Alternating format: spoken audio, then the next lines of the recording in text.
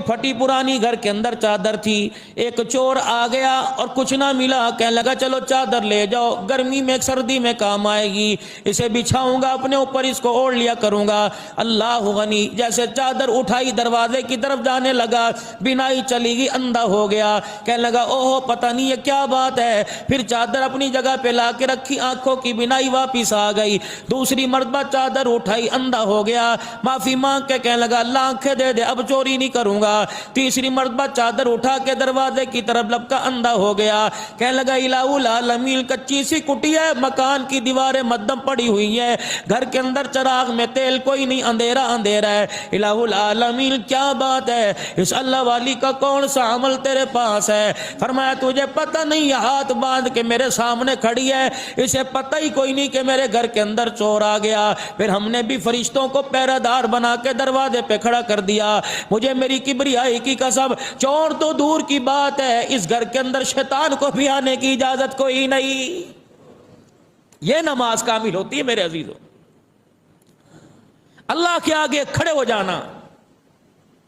سیدہ فاطمہ الزہرا رضی اللہ تعالی عنہا بن سنور کے تیار ہو جایا کرتی, حضرت علی کی چرپائی کے پاس آیا کرتی, حضرت علی کا ہاتھ تھام لیا کرتی اور فرماتی علی کیا آپ کو میری کوئی حاجت ہے؟ حضرت علی رضی اللہ تعالی عنہ انکار کر دیتے. فرمایا فاطمہ مجھے تیری کوئی حاجت نہیں ہے. فرمایا پھر علی تو چھو جا, میں جانوں پھر خدا جانے. سیدہ فاطمہ الزہرا رضی اللہ تعالی عنہا مصلی پہ کھڑی ہوا کرتی تھی. کبھی کبھی ایسا وقت آیا جایا کرتا تھا حضرت بلال کی فجر کی اذان کی آواز کانوں میں آ جایا کرتی تھی.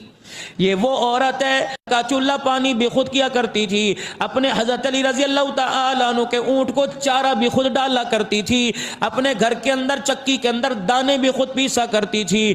اتنی مفلسی غربت, اتنے کام کے باوجود بھی سیدہ فاطمہ الزہرا رضی اللہ تعالی عنہا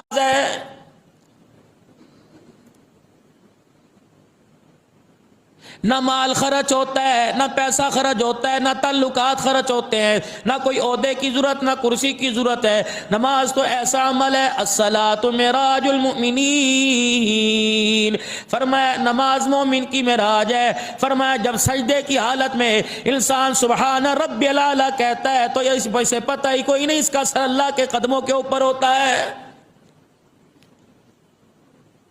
کسی حالت کے اندر نماز معاف کوئی نہیں, کمزور ہے نماز معاف کوئی نہیں, آنکھوں سے اندھا ہے نماز معاف کوئی نہیں, کانوں سے میرے عزیزو بہرا ہے, میرے عزیزو بہرا ہے نماز معاف کوئی نہیں, میرے عزیزو قد کا چھوٹا قد کا بڑا پتلا موٹا نماز معاف کوئی نہیں, میرے عزیزو پیروں سے معذور ہے نماز معاف کوئی نہیں, میرے عزیزو وضو نہیں کر سکتا تیمم کر لے. یہ سمت کے لیے پیارے نبی کے صدقے صلی اللہ تعالی علیہ وسلم کے صدقے سے اللہ نے سمت پر آسانی پیدا فرما دی. فرمایا میرا بندہ اگر تجھے پانی میسر نہ آئے اور پانی ملنے کا تجھے کہیں سے خیال بھی نہ ہو, فرمایا مٹی پر ہاتھ مار کے چہرے پر پھیر لے, مٹی پر ہاتھ مار کے اپنے بازو پہ پھیر لے. مجھے میری کبریائی کی قسم ہے یہ عمل ایسا مجھے اچھا لگتا ہے, میں پورا وضو کرنے کا تجھے ثواب عطا فرما دیتا ہوں.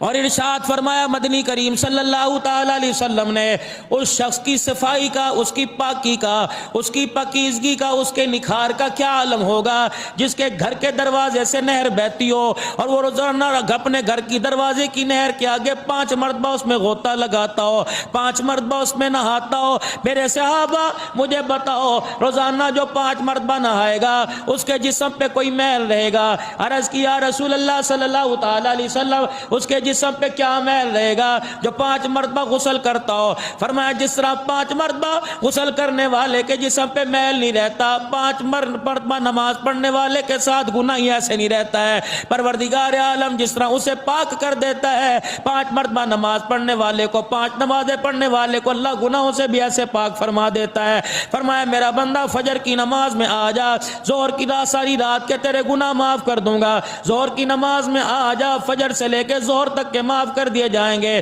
ظہر کی نماز کے بعد عصر میں آ جا, اس کے دوران جتنا وقت ہے گناہ معاف کر دیے جائیں گے. مغرب میں آ جا, عصر سے مغرب کے درمیان مغرب میں آ جا, مغرب سے عشاء کے درمیان میں آ جا, میرے بندے تیرے گناہ سارے معاف کر دیے جائیں گے. اور پھر رحمت عالم صلی اللہ تعالی علیہ وسلم نے ارشاد فرمایا, جو نماز پڑھے گا اللہ کا اس پہ ذمہ ہے اسے جنت کا حقدار بنا دے.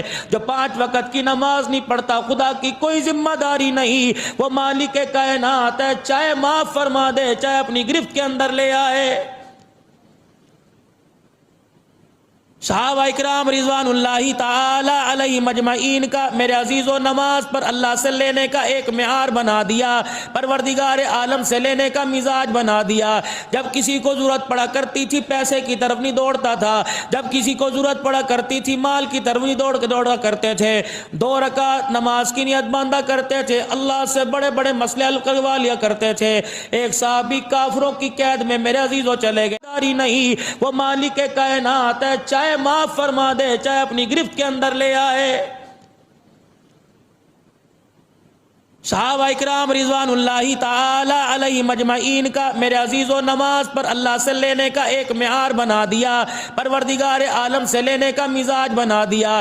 جب کسی کو ضرورت پڑا کرتی تھی پیسے کی طرف نہیں دوڑتا تھا, جب کسی کو ضرورت پڑا کرتی تھی مال کی طرف نہیں دوڑا کرتے تھے. 2 رکعت نماز کی نیت باندھا کرتے تھے, اللہ سے بڑے بڑے مسئلے حل کروا لیا کرتے تھے. ایک صحابی کافروں کی قید میں میرے عزیزو چلے گئے, اللہ اکبر, انہوں نے ان کو قید کے اندر ڈال دیا. غسل حاجت ہو گئی, غسل جنابت ہو گیا. میرے عزیزوں غسل کی انہیں حاجت ہو گئی, کہنے لگے مجھے ایک برتن کے اندر پانی دے دو تاکہ میں غسل کے فرائض پورے کر لوں, تاکہ میں اللہ اس کے رسول کو یاد کر سکوں.